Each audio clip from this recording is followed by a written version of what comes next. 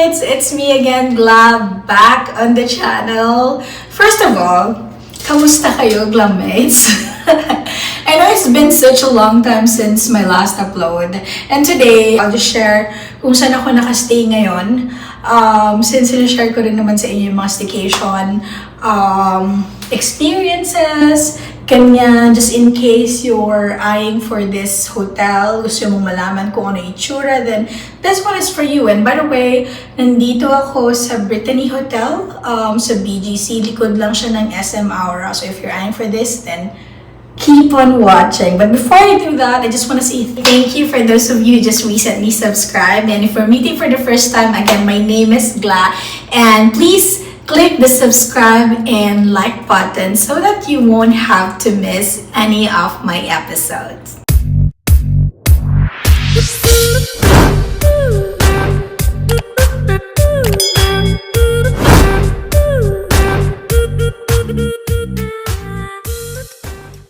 Hindi na ako lumabas, Glamites, and dito ako nag-shoot sa CR kasi maganda yung lighting dito. Okay. Alright, sige, mag-move muna tayo dito sa door. And I like it because they have the layout ng evacuation plan. Maganda rin kasi na meron to eh. And even if you're hosting an event, maganda na, you know, the exit, etc. Well, hindi naman natin in-expect, diba? At least alam natin for emergency purposes. So, there. Okay. And this one. And I like na medyo modern na. Modern! Kasi yung iba, diba, like parang meron siyang chain and then nilalagay mo siya. Ito, yung ganito na. And ito yung key card, of course. They just provided one key card. I feel like strategy din yun to save energy. Kasi pag dalawa, sometimes, well, most of the time, ang ginagawa natin is that iniiwan natin yung isa para continuously na naka-on yung AC or the television. So, at least, diba? Pag umalis ka, kukunin mo, then automatically, yung electricity mawawala. So, yun lang. Yes, save energy. And of course, ito yung mga switch ng lights. And kung ayaw mo magpa-storbo, then just click on that, don't disturb. And then here, bago kayo i-tour sa bathroom and dun sa room mismo, ito yung itsura niya, yung view if nandito kayo sa pintuan. And by the way, twin bed yung room ko ngayon because I have a company. May bagets, so kailangan ng dalawang bed para at least may privacy din si bagets. Ganon. Here naman, yung safety deposit box, and then yung mga courtesy tea, coffee there. Merong flashlight, probably for emergency for sure. Well, I'm expecting na kapag nawala ng kuryente may generator, but probably pag mahirapang bumalik, at least meron kang flashlight. Ang dami kong sinabi. So may pa-kettle. And then they do have the mini fridge. Courtesy water din to. They have two. Nabuksan ko na isa pero hindi ko naubos. So binalik ko. Ayan. And it's kinda mataas. Oh, okay. Safety deposit din yung nandun sa taas. And here naman, I'm not sure. Hindi ko pa siya binubuksan pero drawer. Yeah. Probably for long stay, if you want to put some things, then at least meron. Here to, inisip ko nga kanina, lagayan ba to ng shoes? Pwede, siguro, I'm not really sure, but yan, merong mga drawer, dami. That's my shoes, and of course, the courtesy slippers. And here, I like that, parang bench siya, diba? May pa tiles, I'm not sure if this is tiles, or marble. Wow, marble! Pero probably tiles. So, ito yung maleta ko. Maleta! And I bought something sa Obsidy because they're on sale. It's a local brand. This is my work bag and I'm about to do a review about this one. For Minerva. Yeah, matagal na yan. Hindi ko pa siya nasa-share sa inyo, Glummates. And, andito yung parang pinaka-closet nila. Skeleton closet. Yun na lang. I'm not so sure kung anong tawag. But this one, walang built-in cabinet. It's like, yeah, sampayan lang siya. So, they have couple of hangers here. And they do have 2 bathrobes. Normally, kasi yung room is good for 2, diba? That's the normal naman. And then, here, so ito talaga yung room. So, this is the view. Okay, ng twin bed. And, I feel like, connecting to sa kabila. Yeah, definitely. So, if magbubook kayo for family, then they do have something like this. So, yeah. And, syempre, wag natin bubuksan. I'm sure naman ako nakalock yan. Magulat ako or magulat din sila, diba, na nakikita namin isa-isa tas hindi kami magkakilala. Diba? And here, yan. So, doon ako nagstay. So, medyo magulo na. Pero in reality, pag pumasok ko ganito yan, nakatak talaga yung bed. And you have here, like desk, and they do have this, I forgot what it's called, a lamp siya. Nilalagay siya dito sa, sa wall, yeah, wall lamp na pwede mo siyang iganon if you're reading something or kung gusto mo lang mailawan doon, ganyan. And they do have this LED light, yeah. And then, yeah, walang anything, walang decor, like paintings, yon. Walang ganon. Very simple, very demure ang peg. And then, another table here, of course, and the telephone. If you need anything, just press the corresponding number kung saan mo gusto. Corresponding number. So, pretty much the same. And ito yung, of course, the switch if you want to turn it off. And then, yan. So, syempre, gusto natin ng maliwanag. Kaya, i-turn on natin. And this is my view at the moment. Yan. Okay, so, magsi-6 na. I-close na lang natin. So, yan. Hindi lang automatic yung curtain. May experience kasi akong hotel na pipindutin mo lang, then automatically mag-close na yung curtain. So, that's it. It's kinda big. Yeah.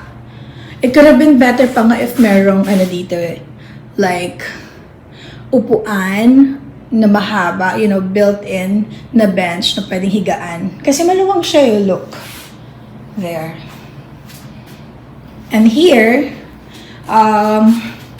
ayun yung television kasi nanonood ako ng balita kanina and hininaan ko lang. And then, meron kang chair here kung gusto mong maupo at manood. And, of course, trash bin.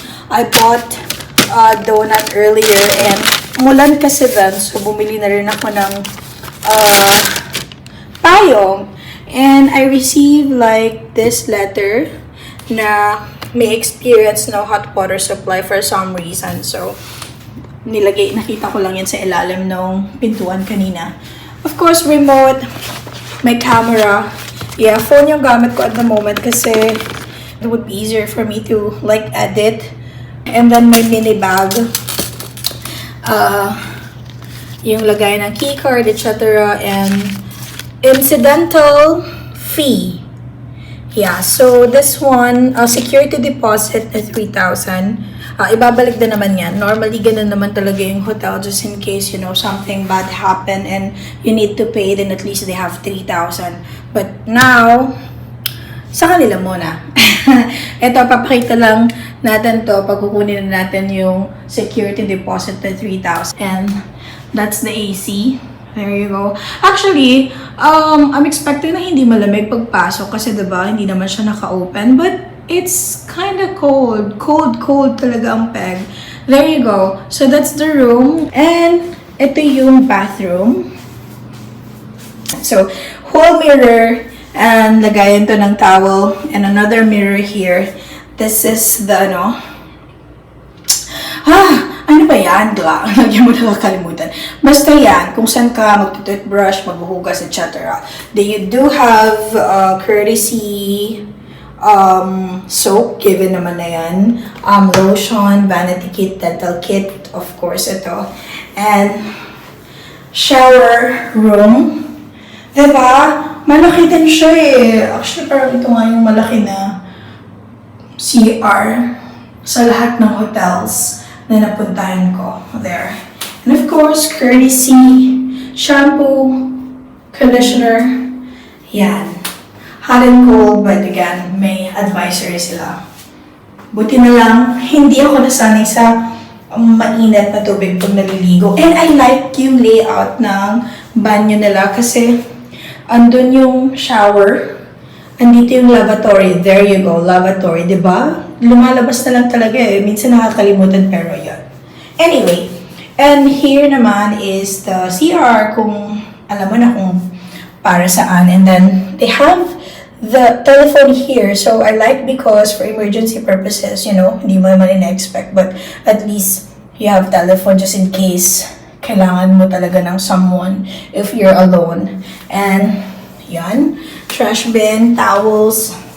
And here pala, they do have a blower and towel there, trash bin. Their big rug here. So yeah, very nice yung CR. Yun yung nagustuhan ko dito sa Brittany Hotel. Tomorrow, may free breakfast. So I'll just gonna share with you. I'm also excited to know kung laban ang kanilang breakfast. We do have also access to the pool, to the gym, but I don't have that energy to go to the gym. Maybe I'll just sleep na lang. And then tomorrow maybe we'll try to see the pool. I'm not so sure yet if magsiswimming, but yeah, I'll just share with you anong itsura, etc. But that's part of the deal. We got this for 7,500 if I'm not mistaken for a night, and then breakfast for two. You have access to the gym, you have access to the pool, and everything. This one, so breakfast buffet, so first floor, that's 6 to 10 a.m. Then Origin, I think it's a restaurant. I'm not so sure, but lalagay ko na lang dyan kung mali ako. That's in first floor as well, 10 a.m. to 10 p.m. And then further road, yun yung nasa baba sa lobby. Yan yung another restaurant, so 7 a.m. and until 12 midnight. And then, meron dun unlimited mojito and unlimited sangria for 499 pesos if I'm not mistaken. Botanica, salon and spa sa second floor kung gusto mong magpa-glam, etc. And the gym. Okay, good morning, Glammates. So, ito na yung free breakfast buffet. Origin. And kung hindi kayo naka-check-in, pwede daw walk-in. So nag-add kami kasi yung free sa hotel accommodation is dalawa lang, 1,299 each ang breakfast buffet nila dito. So papakita ko lang sa inyo yung available na food nila here. Arroz caldo.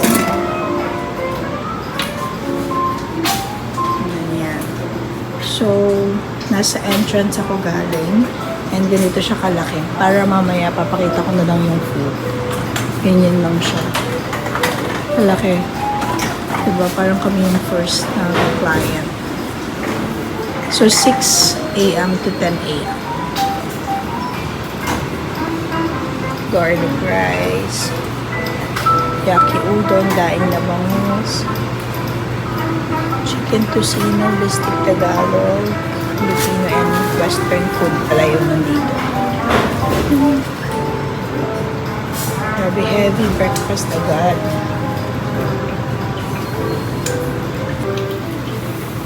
And here, pancakes and eggs. And sa side na to, drinks. Whole milk for your coffee. Tea. So, yan. So, galing ako lang sa bungad and ito naman yung sa salad and fruits nila. Jam.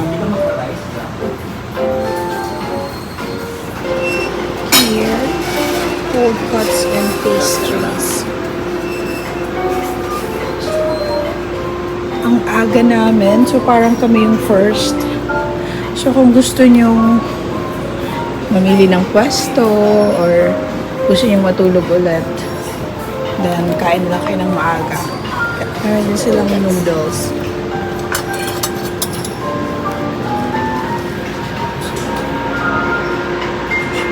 Carving station. And carvings and sausages naman to. Yung sa last na station. So, medyo madami-dami din naman yung pagpipilian nyo. Pag breakfast buffet, ito hinahanap ko talaga. Bacon. Bacon is love. There. That's it. And ito yung view namin. Ayan yung SMR. Tapos na kaming mag-breakfast. So, nandito naman kami sa swimming pool, diba? Maximize natin yung pagstay natin dito. So, ganyan siya kalaki. And ito yung view. Merong bar doon. Actually, kailangan mong bumaba sa ground floor kasi iba yung daanan niya. So, roof deck siya. Yan. Ito yung view mo dito. There. Diba? Yung key talaga para walang masyadong tao is agahan nyo like sa breakfast and then here. Yan. That's it.